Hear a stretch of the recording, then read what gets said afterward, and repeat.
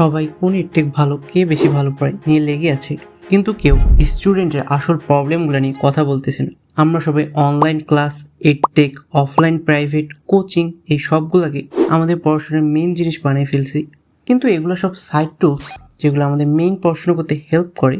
Main পড়াশোনা নিজে নিজে করতে হবে, নিজে নিজে মাথা খাটাইতে হবে, হাতে কলমে করতে হবে। আমাদের ব্রেন জিনিস তখনই শেখে যখন আমরা সেটা নিজে করার চেষ্টা করি, প্র্যাকটিস করি, ভুল করি। টিচার যখন বোর্ডে কিছু পড়ায় সেটা দেখে আমাদের মনে হয় হ্যাঁ বুঝছি, করতে পারবো এখন, কিন্তু নিজে করতে বসলে ডিব্বা। ফাঁদটা হলো ক্লাস দেখাকে পড়াশোনা মনে করা। ক্লাস হলো শুধু একটা ইন্ট্রোডাকশন, আসল কাজ শুরু হয় ক্লাসের পর। অফলাইন নাকি অনলাইন, অনলাইন নাকি অফলাইন, কোনটা ভালো? তুমি অনলাইনে একই সাবজেক্টের 2-3টা করে পেইড কোর্স কিনছো, এই ভাইয়ের ওই ভাইয়ের ক্লাস সারাদিন দেখতেছো, টপিক ক্লিয়ার করতেছো, দিনে 8-10 ঘন্টা করে ক্লাস করতেছো, তোমার কনফিডেন্স লেভেল সেই হাই।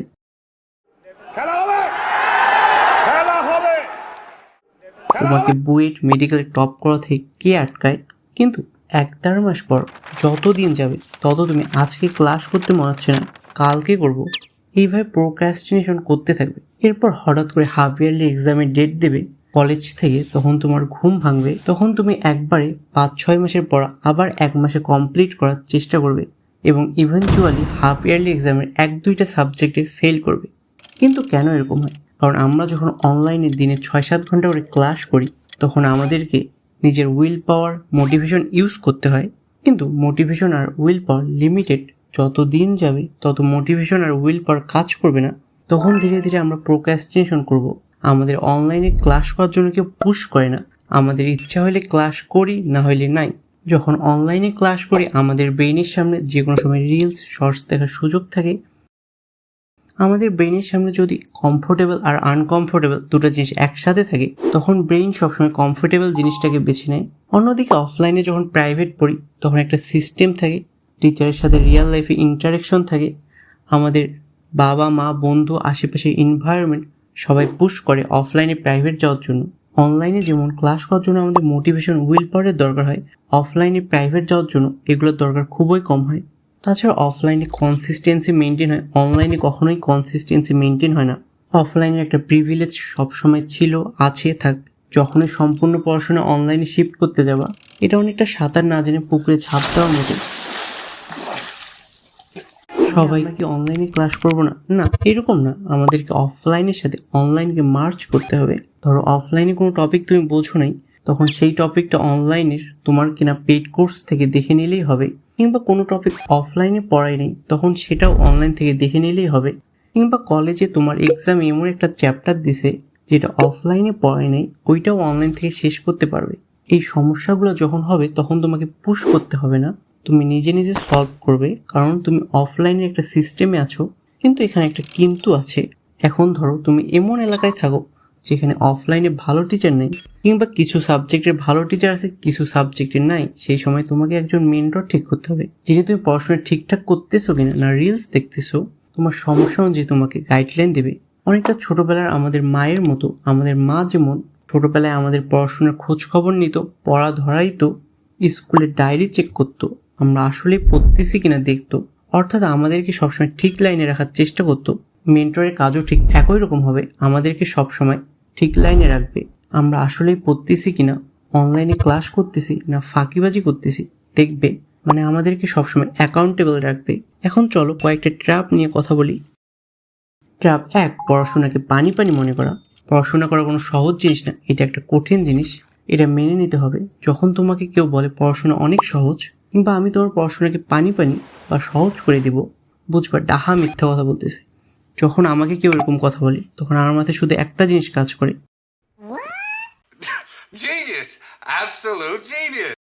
নতুন জিনিস শেখা, বোঝা কঠিন, এটা মেনে নিতে হবে। কোনো টিচার তোমার পড়াশোনাকে সহজ করে দিতে পারবে না, জাস্ট টপিক, কনসেপ্ট ক্লিয়ার করে দিতে পারবে, ভালো করে বুঝাই দিতে পারবে। ট্র্যাপ 2, মাত্রাতিরিক্ত অনলাইন ক্লাস। ধরো তুমি দিনে 5-6 ঘন্টা করে অনলাইন ক্লাস করো, এরপর আর নিজের পড়ার কোনো টাইম নেই, তাহলে বড় রকমের একটা মারা খাওয়ার প্রস্তুতি নাও। ক্লাস আর নিজে পড়া এক জিনিস না। তুমি যদি দিনে 5 ঘন্টা ক্লাস করো, তাহলে নিজেও কমপক্ষে 5 ঘন্টা পড়তে হবে। ট্র্যাপ 3 অতিরিক্ত জিনিস পড়া। আমরা সবাই এসএসসি এর 2 বছরেরও কম সময়ে সব সাবজেক্টের উপর পিএইচডি করতে চাই।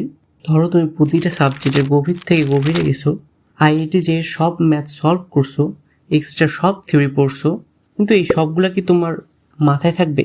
তুমি অনেক জিনিস জানো, শিখছো, কিন্তু এই সবগুলা কি তোমার 1-2 মাস পর মনে থাকবে? তুমি এখন একটা চ্যাপ্টার পড়তেছো, কিন্তু অ্যাডমিশনের সময় একসাথে 6 থেকে 10টা সাবজেক্ট পর্যন্ত মাথায় নিয়ে পরীক্ষা দিতে হবে।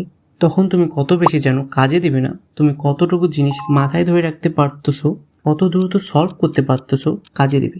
তাই প্রথমে মেইন জিনিসগুলো শেখো, ওগুলো মাথায় ভালোভাবে ধরে রাখতে পারলে পরে ধীরে ধীরে এক্সট্রা জিনিস পড়ো। ট্র্যাপ 4 রিভিশনে ফোকাস না দেওয়া। আবার আগের ট্র্যাপের মতো, যদি তুমি পড়ার জিনিস মনে রাখতে না পারো তাহলে পড়াশোনা করে কোনো লাভ হবে না, কারণ দিন শেষে তুমি তোমার মাথায় যতটুকু পড়া ধরে রাখতে পারবা তা দিয়েই পরীক্ষা দিবা। তাই রিভিশনে ফোকাস দিতে হবে। তুমি যতটুকু পড়তেছো ওর 80 থেকে 90% যেন তোমার মাথায় থাকে 2 থেকে 3 মাস পর।